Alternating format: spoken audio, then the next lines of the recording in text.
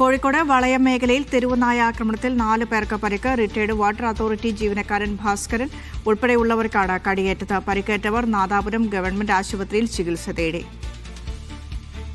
Sameer C Muhammad ചേരുന്നുണ്ട്. സമീർ, എപ്പോഴായിരുന്നു സംഭവം? ഈ തെരുവുനായയെ പിടികൂടാൻ കഴിഞ്ഞോ? മറ്റെന്തെങ്കിലും നടപടികളിലേക്ക് അവിടെ കടക്കുന്നുണ്ടോ?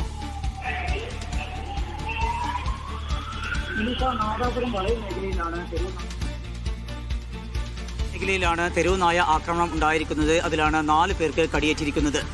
റിട്ടയർഡ് വാട്ടർ അതോറിറ്റിയിലെ റിട്ടയർഡ് ജീവനക്കാരായിട്ടുള്ള ഭാസ്കരൻ, അതുപോലെ തന്നെ അദ്ദേഹത്തിന്റെ അയൽവാസിയായിട്ടുള്ള പ്രമോദ് ഉൾപ്പെടെയുള്ള 4 പേർക്കാണ് കടിയേറ്റിരിക്കുന്നത്. വയറിലും അതുപോലെ കാലിലുമാണ് കടിയേറ്റിരിക്കുന്നത്. 4 പേരും നാദാപുരം ഗവൺമെന്റ് താലൂക്ക് ആശുപത്രിയിൽ ചികിത്സ തേടിയിട്ടുണ്ട്. ഈ സംഭവവുമായി ബന്ധപ്പെട്ട് ഇപ്പോൾ തെരുവുനായ പിടികൂടാൻ കഴിഞ്ഞിട്ടില്ല എന്നുള്ളതാണ് ഏറ്റവും പ്രധാനപ്പെട്ട ഒരു കാര്യം. ഏതാനും ദിവസങ്ങൾക്ക് മുമ്പ് സമാനമായ രീതിയിൽ 3 പേർക്ക് കടിയേറ്റുന്ന സാഹചര്യം ഉണ്ടായിരുന്നു. അതിന് പിറകെയും ആ നായയെ പിടികൂടാനുള്ള ശ്രമങ്ങൾ നടത്തിയെങ്കിലും ഇതുവരെയും പിടികൂടാൻ കഴിഞ്ഞിരുന്നില്ല. അതിനിടയിലാണ് ഇപ്പോൾ മറ്റൊരു സംഭവം കൂടി ഉണ്ടായിക്കൊണ്ടിരിക്കുന്നത്. ഇതായാലും ഏറ്റവും പ്രധാനപ്പെട്ട ഒരു കാര്യം, സ്കൂൾ കൂടി തുറന്ന ഒരു ദിവസമാണ്. ഇനിയുള്ള ദിവസങ്ങളൊക്കെ വിദ്യാർത്ഥികളൊക്കെ ഏറെ നഗരഭാഗത്തേക്കൊക്കെ എത്തുന്ന ഒരു സാഹചര്യം ഉണ്ടാകും.